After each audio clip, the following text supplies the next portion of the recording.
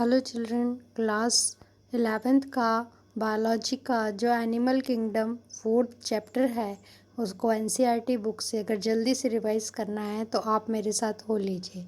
इसमें है phylum Porifera.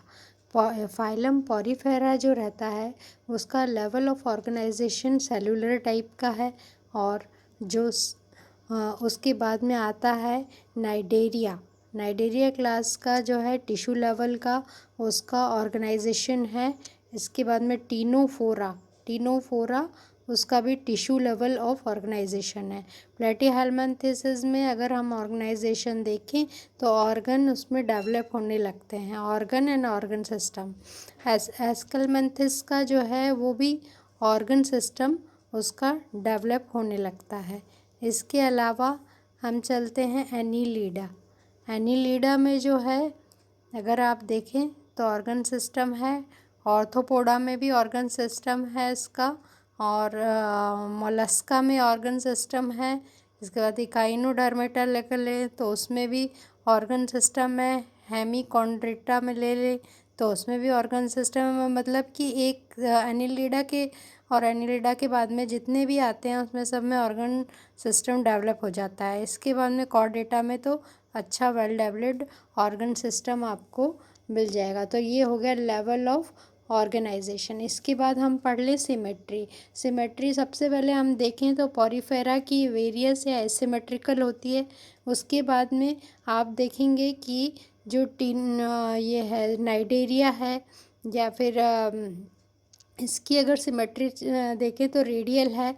और इसके बाद में हम चलते हैं टीनोफोरा में भी आपको रेडियली सिमेट्री मिलेगी। बायलेट्रिकल सिमेट्रिकल जो रहेंगे वो प्लेटीहेल्मिन्थेसिस से शुरू होते हैं।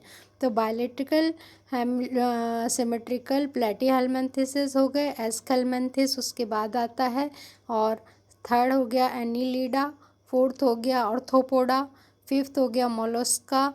ये सब जो हैं आपको बायलेट्रिकल सिमेट्री शो कर रहे हैं।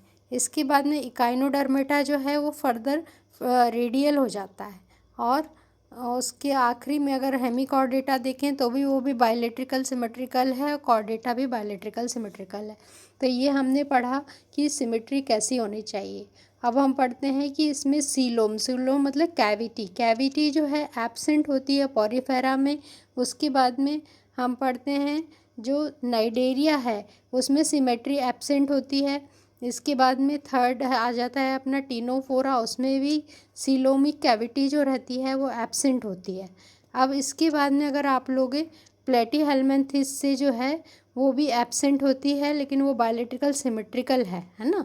अच्छा, अब एस्केलमेंथिस जो रहेगा वहाँ से स्यूडोसीलोम शुरू हो जाती है, मतलब कि थोड़ी सी कैविटी स्यूडो मतलब कि फॉल्स कैविटी आपको दिखाई पड़ती है।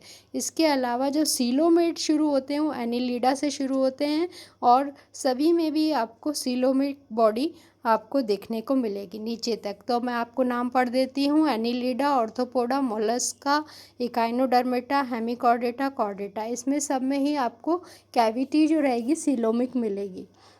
इसके अलावा अभी आपको नेक्स्ट टाइम में मैं आपको 3 और डिफरेंशिएशन पॉइंट बताऊँगी। Thank you.